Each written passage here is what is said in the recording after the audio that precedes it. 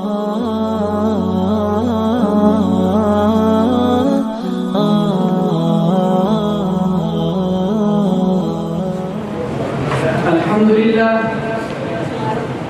لله نحمده ونستعينه ونستغفره ونؤمن به ونتوكل عليه ونعوذ بالله من شرور انفسنا ومن سيئات اعمالنا من يهده الله فلا مضل له ومن يضلل فلا هادي له ونشهد ان لا اله الا الله وحده لا شريك له ولا نذير له ولا وزير له ولا مشير له ولا معين له اما بعد فاعوذ بالله من الشيطان الرجيم بسم الله الرحمن الرحيم الا الله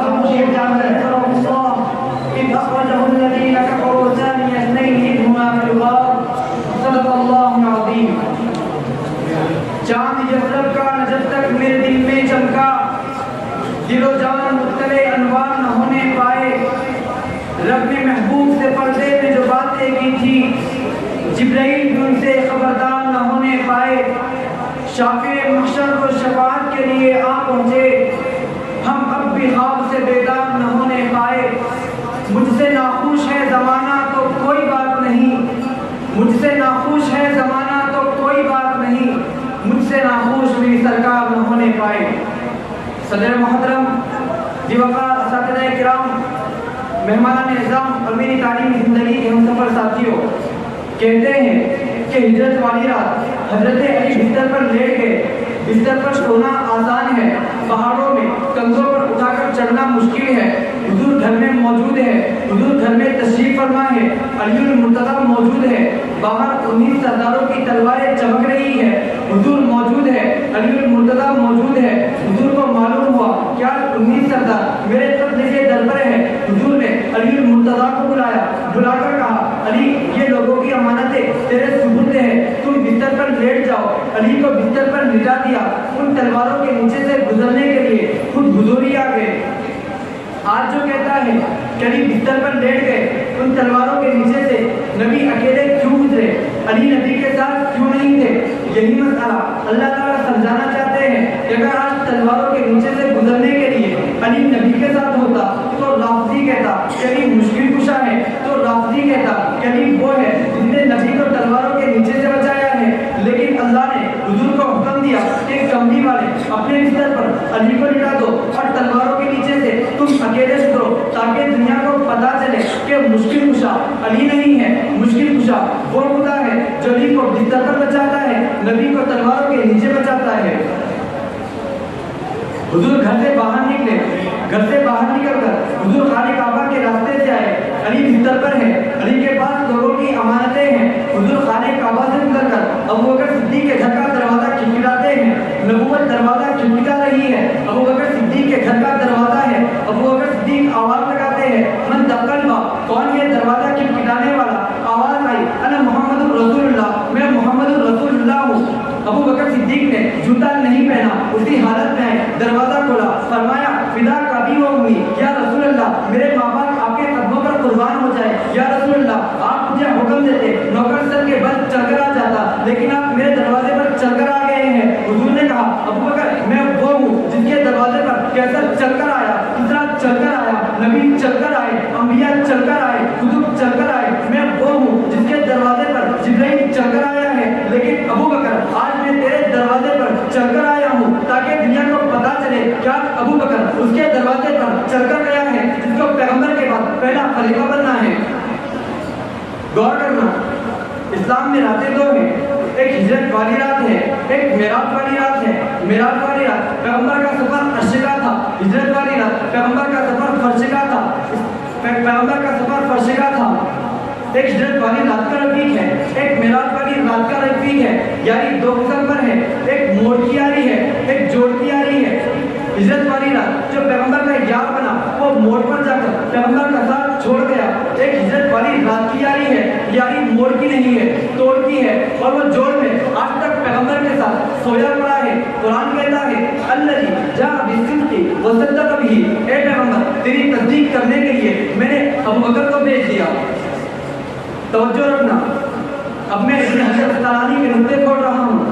ابن حجر کہتا ہے کہ ابو بکر صدیق پیغمبر کے پاس آئے، آ کر عرض کیا یا رسول اللہ کیا حکم ہے؟ پیغمبر نے کہا ابو بکر چلنا ہے۔ کہاں چلنا ہے؟ ابو بکر نے نہیں پوچھا کہ کہاں چلنا ہے، پیغمبر نے کہا ابو بکر چلنا ہے، کہاں چلو۔ اور صدیق کو گالیاں دینے والے ابو بکر نبوت کو لے کر جا رہا ہے، اگر تجھے تکلیف ہوتی ہے، تجھے دکھ ہوتا ہے تو روک کر دکھا، چلے گھر سے نکلے ہیں، چل قدم چلے۔ ابو بکر سے رہا نہیں گیا۔ ابو بکر نے کہا یا رسول اللہ یہ پہاڑ آ گئے ہیں، یہ پتھر آ گئے ہیں، یہ سب ریزے آ گئے ہیں، میرا جی چاہتا ہے آپ میرے کندھے پر سوار ہو جائے۔ توجہ رکھنا، ابن حجر کہتا ہے کہ نبی سے پوری زندگی میں کسی نے نہیں کہا کہ آپ میرے کندھے پر چل جائے، لیکن ایک ابو بکر تھا، کیونکہ پیغمبر کا بول دنیا میں کوئی اٹھا نہیں سکتا تھا، لیکن ایک ابو بکر تھا جس نے نبی کو کہا کہ آپ میرے کندھے پر سوار ہو جائے۔ ابو بکر نے نبی کے جسم کا بول دنیا میں اٹھایا ہے اور آپ کی وفات کے بعد آپ کی خلافت کا بول اٹھاتا ہے۔ پیغمبر نے کہا ابو بکر تم کیا کہتے ہو؟ ابو بکر نے کہا آپ میرے کندھے پر سوار ہو جائے۔ ابو بکر نے پیغمبر کو اپنے کندھے پر سوار کیا۔ ابن حجر کہتا ہے کہ دیکھو کتنا اچھا منظر ہے کہ ابو بکر کا کندھا ہے، نبوت کا وجود ہے۔ ذرا تصور کرنا، یہ عشق و محبت کا معیار ہے، یہ عشق و محبت ہے۔ رات کی تاریکی ہے، ہاتھ کو ہاتھ نظر نہیں آتا، تلواریں چمک رہی ہے، 19 سردار پیغمبر کے خون کے پیاسے ہیں، گلی گلی میں دشمن ہے، چاروں طرف اندھیرا ہے۔ اگر ابو بکر پیغمبر کا رازدار نہ ہوتا تو آج اس ہجرت والی رات پیغمبر اپنے راز کو ابو بکر کے سامنے کبھی نہ کھولتا۔ توجہ رکھنا، حضور راستے میں تیار ہو گئے کہ میں ابو بکر کے کندھے پر سوار ہو جاؤں۔ حضور ابو بکر کے کندھے پر سوار ہو گئے۔ یہ کتنی بڑی بات ہے کہ نبوت ابو بکر کے کندھے پر ہے۔ ابن حجر کہتا ہے آج تک تو تم نے یہ سنا ہوگا حضور کے کندھے پر مہر نبوت ہے، رسول اللہ کے کندھے پر مہر نبوت ہے، پیغمبر کے کندھے پر مہر نبوت ہے، لیکن ابو بکر میں تیری عظمت پر قربان جاؤں کہ تیرے کندھے پر وجود نبوت ہے۔ ابو بکر نبوت کو لے کر جا رہا ہے۔ ابو بکر کہتے ہیں نبوت آئی ہے، ابو بکر تیرا انتخاب اچھا ہے۔ دونوں کارے سوار کے سامنے پہنچے۔ ابو بکر نے پیغمبر کو نیچے اتار کر یہ نہیں کہا کہ میں آپ کو اٹھا کر لایا ہوں، میں تھک گیا ہوں۔ دونوں آرام کرتے ہیں، باہر ہی بیٹھتے ہیں۔ ابو بکر تو حقیقت میں پہرے دار تھا۔ ابو بکر نے پیغمبر کے لیے اپنا کپڑا بچھایا، کپڑا بچھا کر اس پر نبی کو بٹھایا، خود غار میں اتر گئے۔ ذرا تصور کرنا، رات کی تاریکی ہو، پہاڑ کی چڑھائی ہو، دشمن ہو، اندھیرا ہو، غار میں پہلے کوئی کبھی اترا نہ ہو، غار کو دیکھا نہ ہو، غار کو پہچانا نہ ہو، اسے کہتے ہیں بے خطر کود پڑا آتش نمرود پیش۔ اگر ابراہیم کو آگ کا خطرہ نہیں ہے تو ابو بکر کو بھی سانپوں کا خطرہ نہیں ہے، ابو بکر کو بھی کالے ناک کا خطرہ نہیں ہے۔ کالے رنگ والے ابو بکر کو ڈنک مارا ہی کرتے ہیں، آج تک مار رہے ہیں، اس غار میں بھی مارا تھا، آج تک مارتے آتے ہیں۔ اس غار میں جب کالے ناک نے ابو بکر کو ڈنک مارا تھا، اس زہر کو ختم کرنے کے لیے نبوت نے اپنا لعاب والا مرہم لگایا تھا، اور قیامت تک جب تک دنیا کا کالے رنگ والا تھا ابو بکر کو ڈنک مارے گا، حضور اسی طرح مرہم لگاتے جائیں گے۔ توجہ رکھنا، حضور باہر تشریف فرما ہے، علی المرتضیٰ غار میں اترے، غار میں اتر کر ابو بکر نے بلوں میں کپڑا دے دیا، ایک بل بچ گیا، اس پر اپنی ایڑی دے دی۔ یہ امتحان تھا، یہ بھی ہو سکتا تھا کہ کپڑا پورا آ جاتا، یہ بھی ہو سکتا تھا کہ بل ہی نہ ہوتا، یہ بھی ہو سکتا تھا کہ صاف ہی نہ آتا، یہ بھی ہو سکتا تھا کہ زہر اثر ہی نہ کرتا، یہ بھی ہو سکتا تھا کہ صاف ڈنک ہی نہ لگاتا، لیکن صاف کا ڈنک لگانا تھا، زہر کا آنا تھا۔ ابو بکر کے آنسوں کے قطرے نکلنے تھے، وہ موتی جھڑنے تھے، جھڑ کر پیغمبر کے چہرے پر پڑنے تھے۔ اس سے پیغمبر کی آنکھ کھل جانی تھی کہ غار کے سارے بلوں میں ابو بکر نے کپڑا دے دیا، آخری بل پر اپنی ایڑی رکھ دی۔ پھر ابو بکر نے فرمایا یا رسول اللہ تشریف لائے۔ ابن حجر کہتا ہے تشریف لے جانے کے بعد ابو بکر نے یہ نہیں کہا کہ ہم آرام کرتے ہیں، کیونکہ ابو بکر تو تھکے ہوئے تھے، لیکن جوان جہاں آرائے نبوت کر کے ابو بکر کو تھکاوٹ محسوس نہیں ہوتی، کیونکہ جوان کو دیکھا ہے۔ توجہ رکھنا، اس جوان کو دیکھا ہے جس کے بارے میں غیر کہتا ہے ایک نام محمد ہی تذکیر دل و جان ہے، ہر غم کا مداوا ہے، ہر درد کا درما ہے، یہ عشق و محبت ہے، وہ حسن جمال ہے، یہ پیٹ کرانا ہے، وہ جمال صباحت کی رنگینی ہے، وہ جمال صباحت کی نارنگی ہے، وہ حسن جمال کا چرچا ہے، وہ دل نشینی ہے۔ حضور غار میں تشریف فرما ہے، ابو بکر موجود ہے۔ ابو بکر نے کہا یا رسول اللہ رات کا وقت ہے، آپ آرام فرمائیں، میں اپنی گود پھیلاتا ہوں، اس گود کو کھولتا ہوں، آپ اپنا نبوت والا سر میری گود میں رکھے۔ حضور نے اپنا نبوت والا سر، وہ سر جو عرش پر گیا تھا، وہ سر جس کے بارے میں قرآن، وہ سر جس کے بالوں کی قسم قرآن نے کہی ہے، وہ سر جس کے بارے میں جابر بن سمرہ کہتے ہیں کہ 14ویں رات کا چاند چمک رہا تھا، میں کبھی پیغمبر کے چہرے کو دیکھتا، کبھی چاند کو دیکھتا۔ وہ کہتے ہیں رب काबा की कसम है, मुझे पैदा करने वाले खालिक और मालिक की कसम है, मुझे अर्श से ज्यादा फर्श का चांद खूबसूरत नजर आया। और सुभान अल्लाह, वो नबूवत वाला सब अबू बकर की गोद में है। इब्ने हजर कहता है कि देखो कितना अच्छा मंजर है कि अबू पैगंबर का नबूवत वाला सब अबू बकर की गोद में है। जब पैगंबर का नबूवत वाला सब अबू बकर की गोद में आया, अबू बकर की गोद में आया तो यूं महसूस होता था जैसे जिस पर कुरान पढ़ा हुआ है, अबू बकर नबूवत के चेहरे को देख रहे हैं। क्या अजीब बात कही है इब्ने तैमिया ने। इब्ने तैमिया कहता है कि देखो गार में सदाकत और नबूवत तन्हा है, सदाकत है क्या नबूवत है, तीसरी कोई चीज नहीं है। और अबू बकर तुझे इतना मौका मिला पैगंबर के दीदार करने का कि तन्हा तू है और नबूवत है, तीसरी कोई चीज नहीं है। अबू बकर तू दीदार कर रहा है, अबू बकर की गोद है गार में, तीसरा कोई शरीक नहीं है। और जो नजारे अबू बकर ने उठाए हैं उस गार में, जब अबू बकर को सांप ने डंक मारा और जहर जिस्म में असर कर गया, उस जहर से भी अबू बकर ने हरकत न की कि गोद में मसीह की जात है। तवज्जो रखना, हम लोग इससे बयान करते हैं कि इमाम मालिक के हदीस के दर्स में 17 मरतबा बिच्छू ने डंक मारा, लेकिन इमाम मालिक ने हरकत नहीं की। इमाम मालिक हदीस का कभी इतना अदब न करता। अगर अबू बकर पैगंबर के चेहरे का अदब न करता, यह सबक अबू बकर दे गया है कि अगर मसीह की जात गोद में हो तो मुझे हरकत करने की इजाजत नहीं है। यह नबूवत है जिसका पास अबू बकर ने किया है।